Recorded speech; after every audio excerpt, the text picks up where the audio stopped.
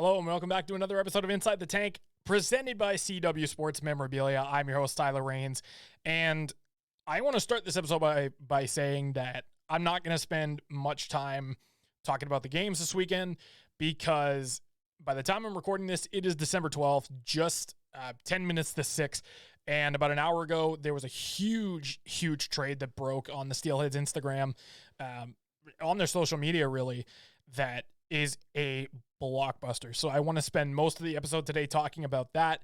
We will quickly go over their games and how they played, but I want to, again, spend most of this specific episode talking about the trade that sent Zachary Lavoie, who is, many people know and love him as one of our top snipers on the team, to the Niagara Ice Dogs. So I am going to definitely be breaking that down.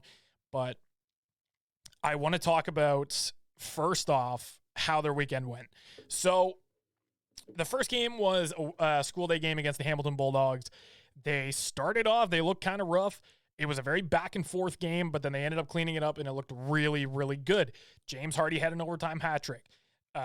You had a bunch of people getting into the scoring action. There were a couple of fights. Casper Larson and Charlie Callahan are currently actually serving suspensions for getting into multiple fights in a game. So they are suspended for 5 games. So we won't be seeing Casper Larson or Charlie Callahan at least for the next 2 to 3 games. So that's too bad. I mean, when you get games like that, especially when you're that close, when you're an Eastern Conference rival like that, and, games against the Bulldogs are very physical whenever they play us. We don't like them and they don't like us. That's kind of the whole thing that the fan base has going on. So it's a very fun and intense rivalry. So I think that game was really fun. It gets very physical whenever they do play, which is really exciting. But at the same time, it's like, okay, I get it. But they ended up winning that game 5-4 in overtime. They come home on Friday, play one of the worst games of the season, and this is something that I just don't get. They'll play an absolute barn burner, one of the best games, and then they'll come home and they're wiped out. They're tired. They just don't look good. So that's what happened on Friday night against the North Bay Battalion. Came back, lost 5-2. Not much to say. They played a much better game on Saturday against Niagara and ended up losing that game 2-1. They just came up short. It just, those are the games that you really, really want to win. But aside from that, 2 out of 3 games, they looked good. They only won 1 out of 3, which is okay. And, they're going into the Christmas break.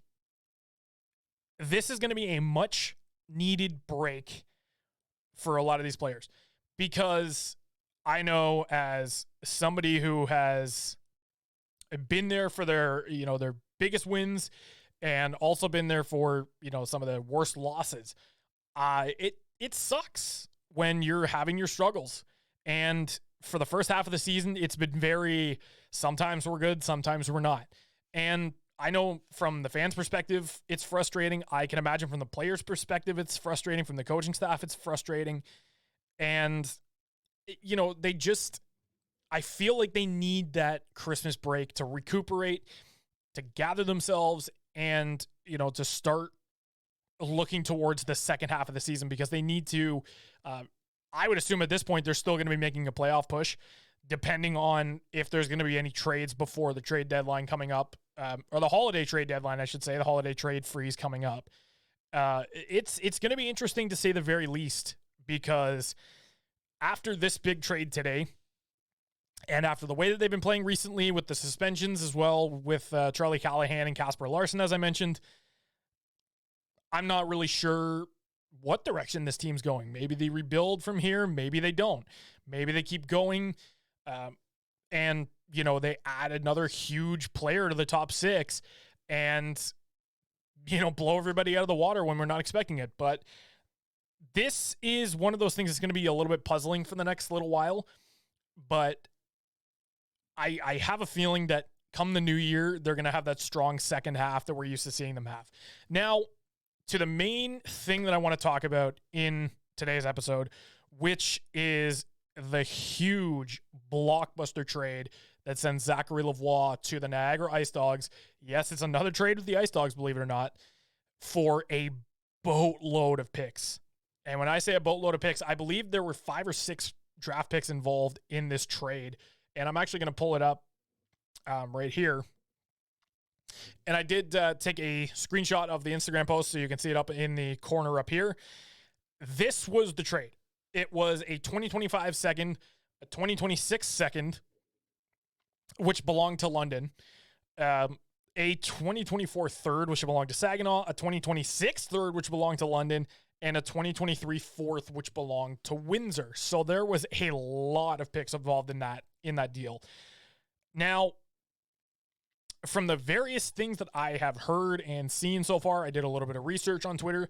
I'm not sure how much of it is true, but supposedly Zach Lavoie requested a trade out of Mississauga, and it's kind of bittersweet because, I mean, the team was struggling in recent weeks, but this had to have been something that was looked at for a while. I don't think it was just a spontaneous, hey, I want to be traded, trade me. I think this had to have been looked at for a while. Am I necessarily saying that he didn't want to be here in the first place? No, absolutely not. But I could imagine that this is probably a few weeks to maybe a couple of months in the making. And it just so happened that they were able to get a deal done. Aside from the fact that, Niagara is a division rival, we've had a lot of really strong trades with them. We have good relations with them. Got Ryan Struthers, got Isaac Enright. I got Bryce Cook from them. And in exchange, we got, a bunch of draft picks in return, giving up Zach Lavoie. We gave up some picks, and now we're getting a whole bunch of picks back. Now, I see from both sides.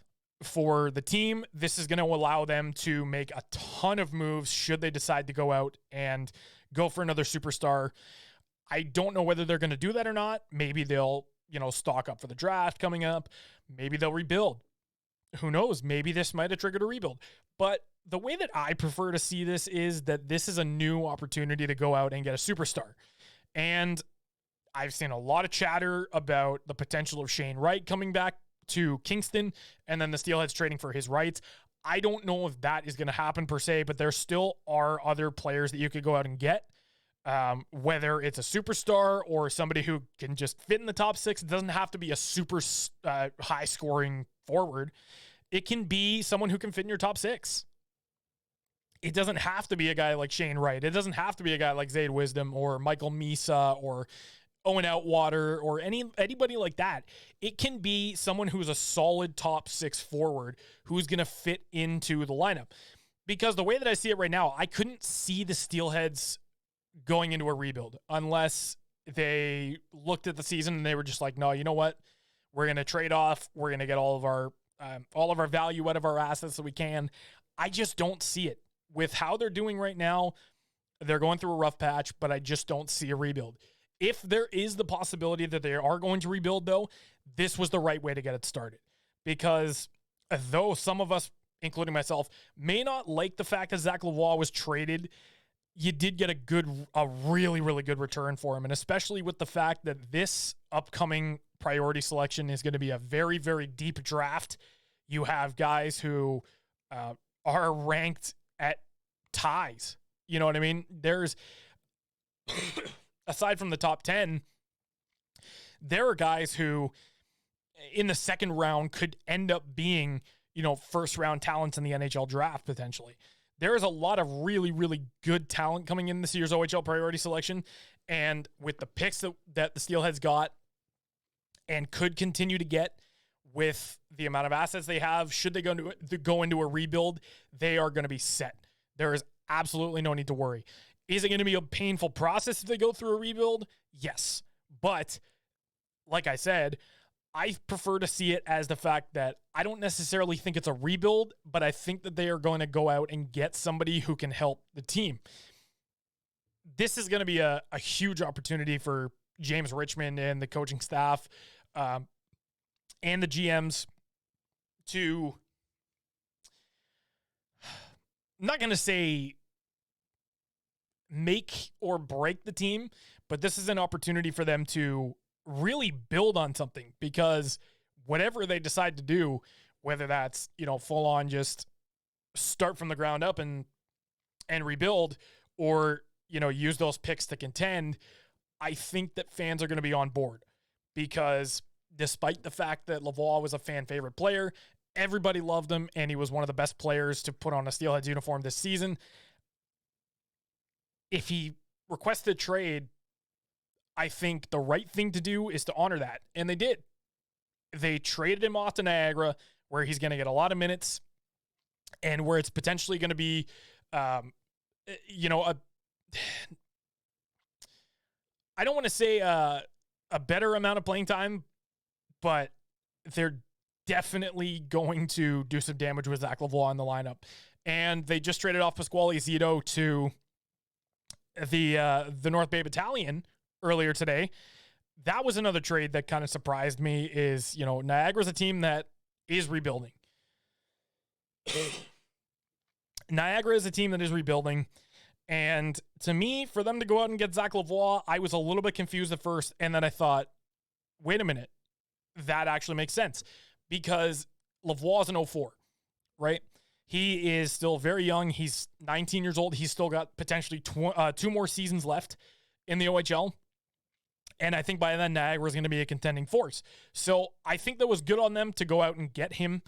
The Steelheads did right by him by, if that is true, honoring his trade request. This was, I think, a good move for the Steelheads getting the assets that they did, and it was a good move for the Ice Dogs getting a start player who they can rely on a couple of years down the road when they're done their rebuild, and, when they're kickstarting everything and trying to go for a playoff run. Now, here's the downside. Those were the positives, is that there were a lot of really good assets. You honored a guy's trade request that if he wanted to be traded, you did right by him. And the fact that you have a lot more assets now, that if you wanted to go out and get a big superstar, then you could. Now, here's the negatives from this that I'm taking away. You got rid of a guy who is in your top 6 who was really helping a lot. I really like that line of Lavoie, Beck, and Misa. I thought that was a really, really good line. It clicked. They were getting points almost every game, and now it's going to look a little weird, because it's going to be Beck, Misa, potentially Schwinn. There are some options that you can use there, but it's not going to be the same as, a Zach Lavoie getting set up by Owen Beck, or an Owen Beck setting up Zach Lavoie, or Zach Lavoie setting up Owen Beck for an amazing goal. It's going to be a little bit weird not seeing him in the lineup. So I think that takes away from it a little bit. But other than that, I mean, it's just shocking, really, because there's not a whole lot that we can say at the moment other than, Zach, thank you for your time, because you've made a lot of really good memories here. Your first career goal, you got your career started here. And there were so many times that it looked like the Steelheads were going to be down and out, and you got us out of those sticky situations and somehow propelled us to a win. So with that being said, Zach Lavoie, what an amazing player. What a class act, and somebody who Niagara fans should be very, very happy to have. This is going to be quite confusing for a lot of fans, but I think this is a good thing. Whatever they decide to do, whether they rebuild, whether they contend for the playoffs by getting another huge player, it's going to be interesting to say the very least. So stick around, watch them till the end, and let's see what happens this season. I think it's going to be good. Let me know what you think down below. Do you like the trade? Do you not like the trade? What do you think? Could they have done better? Do you think they're going to make another move? I want to know. Maybe we can talk about it next episode. But for now, I'm going to leave it off there. This was an interesting one, to say the very least, because, again, like I said, they traded a top 6 guy, but they got a lot of assets. They have a lot of possibilities to do with this. So with that being said, thank you very much for watching. Don't forget to hit that subscribe button, hit the little bell notification if you haven't already done so, for all future content, so you stay up to date with everything that we upload. Until then, thank you very much for watching. I am your host, Tyler Rains, and we'll see you in the next episode of Inside the Tank.